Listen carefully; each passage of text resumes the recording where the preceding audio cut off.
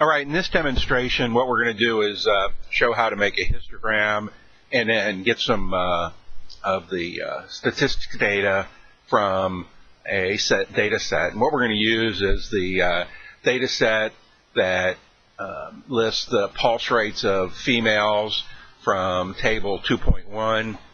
If you want to switch to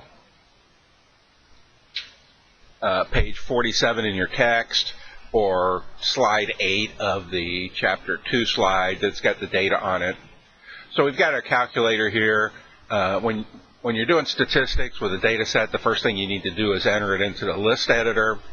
And as we saw before, to get to the list editor, you hit the stat button. The first option on the first menu there is the edit menu, or edit option. So you just hit enter, and we're in the list editor. Now, I've already entered this data into the list in list 1, but let me just show you how to do the first few values. We'll move it over to list 2. I just right-clicked over to list 2, and you just start typing the data in. 76, 72, I'm just typing the number in, 88, hit enter, and you just keep on going.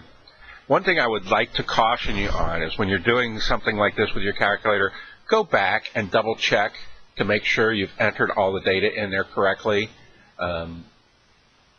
If you do a calculation with a list of data on your calculator and you've got the wrong data in there, you're going to get the wrong answer. I'm not going to know that you did it because you typed the wrong data in. Your answer is just going to be wrong. So please go in and double check your data. So I've got the data I want to use in list 1. Let's start off by doing a histogram of it. And we're going to be using some of the graphics buttons up here. So in order to do a histogram, the histograms and all the other statistics plots are the orange function above y equals under stat plot. So I'm going to do second stat plot. And I get a display here where you can have up to 3 stat plots, and there's another option down here to turn them off. I'm just going to use stat plot number 1, so I'm going to hit enter there. And the first thing you do is turn it on and have the cursor on the on option and hit enter. Okay, so that stat plot's on. You go down to the type. There are 6 different types of plots. We'll be using several of those. But let's go over to the type that says histogram, and it's the one that looks like a little histogram. So you hit enter there. You tell it which list has got your data values in it. In this case, our data is in list 1. And this frequency, we'll see a little bit later, but if you have a frequency distribution with data values in one list and frequencies in another list, you would change this entry to be the list that had your frequencies in it.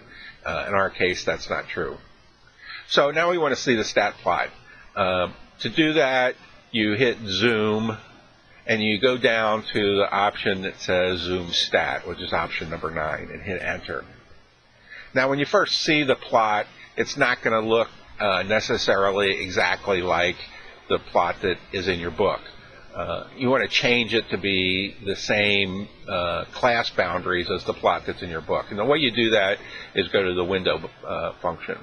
Under window, what you want to do is you want to set the x-min to the lowest value of the first class.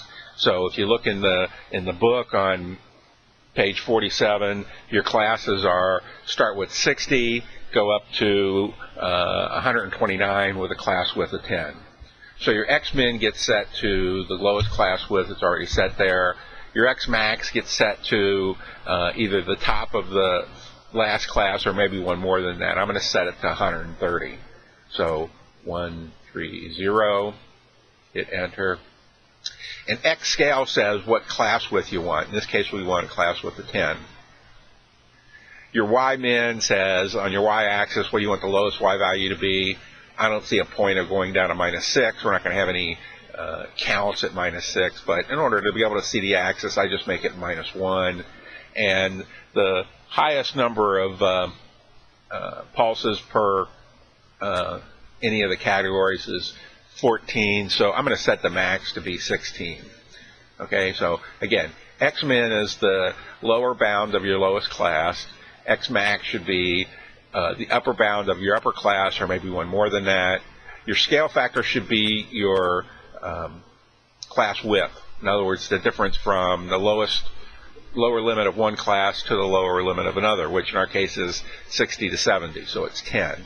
Your Y-min is just saying what's the lowest value you want to show for counts. You can make that -1 or you can make that 0. Notice I use this minus sign down here, the one in the parentheses, to make -1. Don't use a subtraction button or you're going to get an error. The max I put down, if you don't know what the maximum count is, guess and kick it a little higher than that, and you can always go back in and adjust it. Y-scale and X-res, it doesn't matter what you put in there. I usually just leave them as 1. So you hit graph now. Now we're seeing the same histogram that the book has. If you want to look and see what the various different counts are for each one of the classes, you hit the trace button. And trace, notice it puts a little cursor up here, and you can use your arrow keys to move back and forth. The count for our first class with a min of 60 and a max of 69, this is max less than 70, the calculator displays it a little differently than your book does.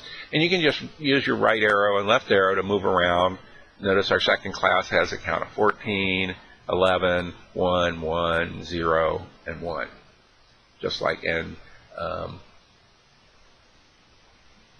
you can right and left arrow around to the various different classes. So when you're doing a histogram, it's important to set the window parameters correctly so that it will group your data into the proper classes.